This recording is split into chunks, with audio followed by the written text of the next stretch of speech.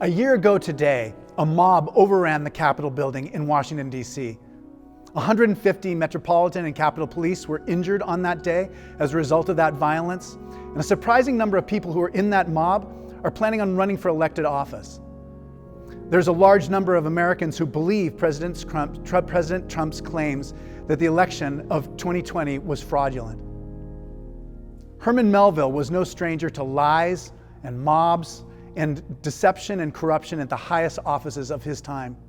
He wrote the novel Moby-Dick in 1851, and in it he's addressing many of the same questions that we address in our own time. The story is about a captain named Ahab who convinces his crew to go on an evil mission to destroy the white whale. They have a kind of opposite of communion where everybody drinks from the same cup as he enlists them in this destructive mission. In the very beginning of the book, there's a very powerful passage, a whole sermon, a chapter which is a sermon from a man he called Father Mapple. Father Mapple was based on a real character, a real person named Edward Taylor, who was very close friends with Emerson and who had a church called the Seaman's Bethel in the north end of Boston. And so Father Mapple climbs, almost like climbing the rigging into the pulpit, and he delivers a sermon about the prophet Jonah, how God wanted Jonah to go preach to his enemies so that they would change their ways and not be punished by God, and how Jonah, to escape him, took a ship to the far other end of the earth and was swallowed by a great fish and then spat out again and when he was spat out again, he decided to follow God's will. But Father Mapple in this sermon, you can see he's weighed down. He says, I am the most sinful of all of us. I'm the most sinful one here. He says how heavy God's hand lies on him. He says how hard it is for us to do what God calls us to do. It's a very powerful sermon. It's dark and it's weighty and it's difficult. It's about the sources of human sin, the difficulty we have of living a good life. But at the very end, this tortured man looks up and you can see a glint of joy in his eye, and he says this,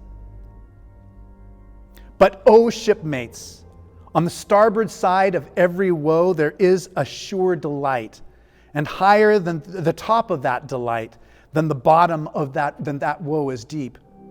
Delight is to him a far, far upward and inward delight, who against the proud gods and commodores of this earth ever stands forth his own inexorable self.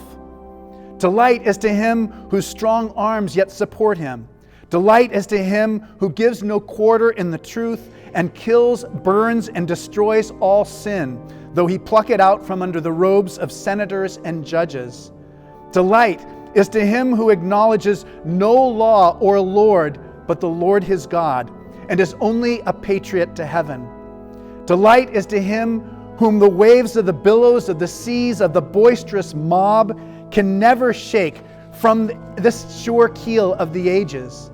And eternal delight and deliciousness will be his, who coming to lay him down can say with his final breath, O Father, I have striven to be thine more than to be this world's or mine own."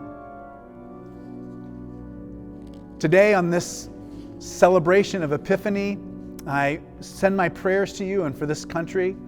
My name is Malcolm Clemens Young.